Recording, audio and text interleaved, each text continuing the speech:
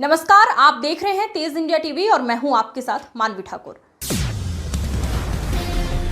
रतलाम के जावरा में 24वीं बटालियन के असिस्टेंट कमांडेंट राम बाबू पाठक ने शुक्रवार सुबह 11 बजे सुसाइड करने की कोशिश करते हुए डिप्रेशन की 50 गोलियां खा ली। परिजन उन्हें प्राइवेट क्लिनिक लेकर गए। जावरा से शुक्रवार दोपहर 1 बजे करीब उन्हें रतलाम मेडिकल कॉलेज रेफर किया गया। इसके बाद उन्हें इंदौर के बॉम्बे हॉस्पिटल भेजा गया।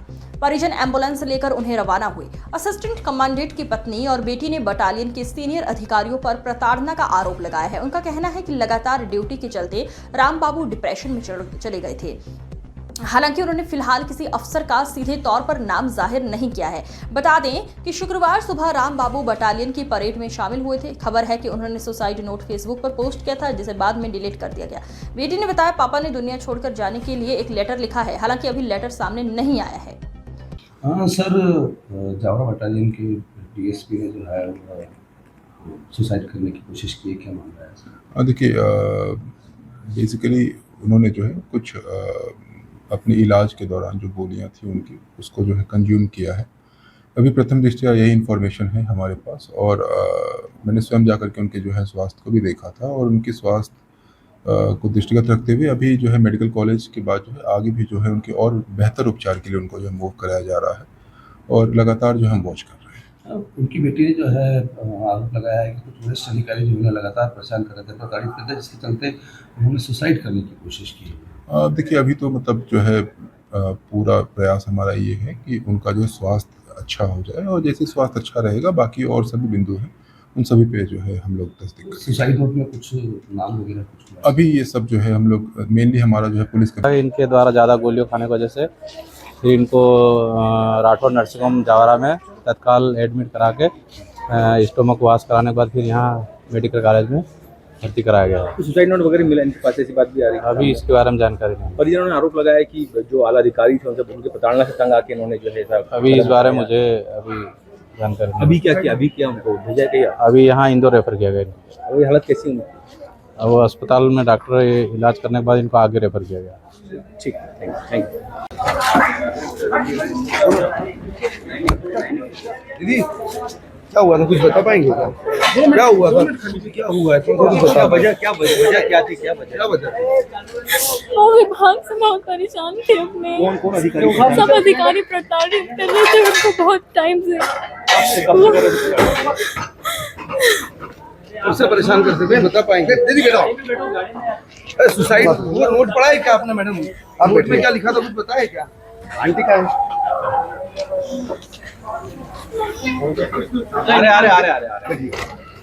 अरे चलो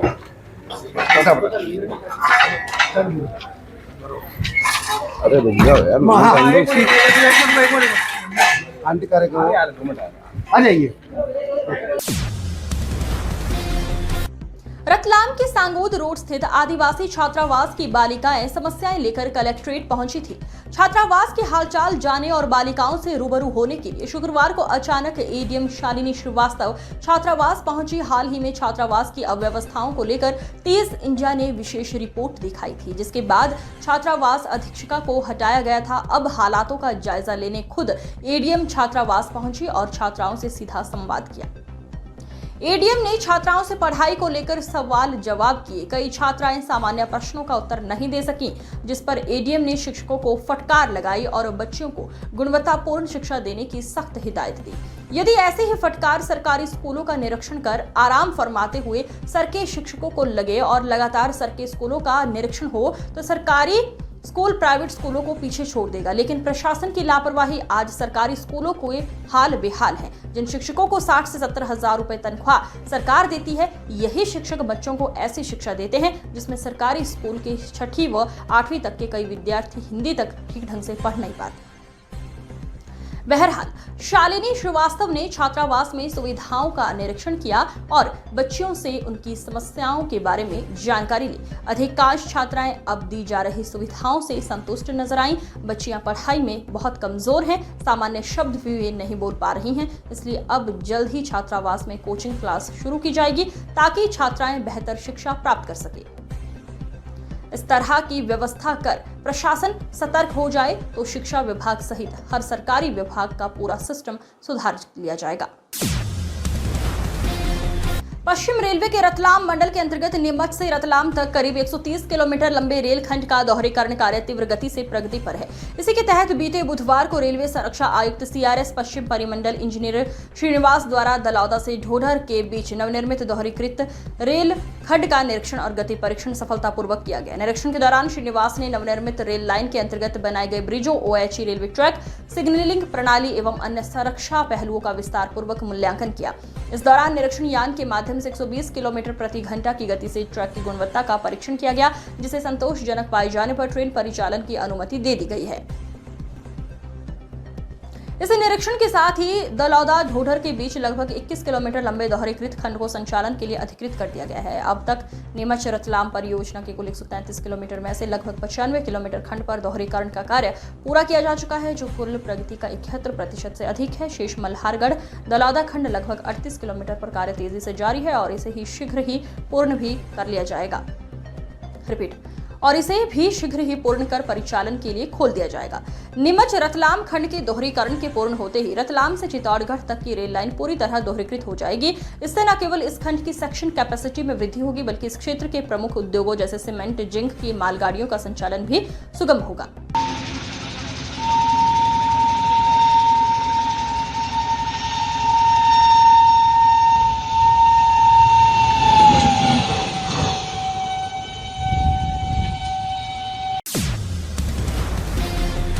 मंदसौर में दोस्ती की मिसाल पेश हुई कि इस नफरती दुनिया में भाई भाई से दुश्मनी करने वाले भी सालों तक याद रखेंगे।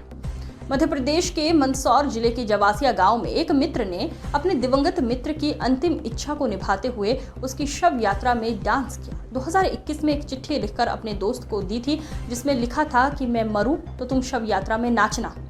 पेशे से किसान अंबालाल प्रजापति को उनके दोस्त सोहनलाल जैन ने जनवरी 2021 में एक पत्र लिखा था, जिसमें उन्होंने स्पष्ट रूप से लिखा कि जब वे इस दुनिया को छोड़ें तो उनकी अंतिम यात्रा में कोई रोना धोना ना हो, बल्कि ढोल नगाड़ों और नृत्य के साथ उन्हें विदाई दी जाए। सोहनलाल जैन की ये अंतिम इच्छा चिट्ठी के रूप में उनके निधन के बाद सामने आई।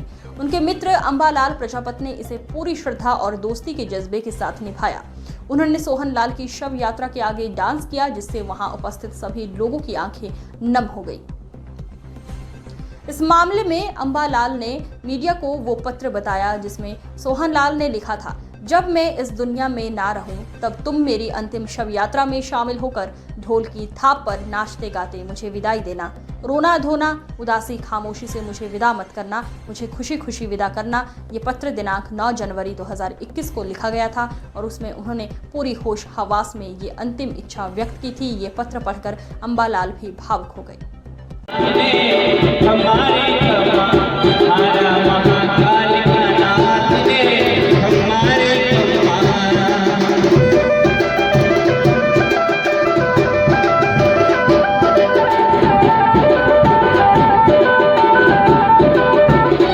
सोहनलाल जी जो जैन साहब थे उनके और अंबालाल जी प्रजापति जी, बहुत ही अच्छी मित्रता थी इनके और इतना घनिष्ठ प्रेम था।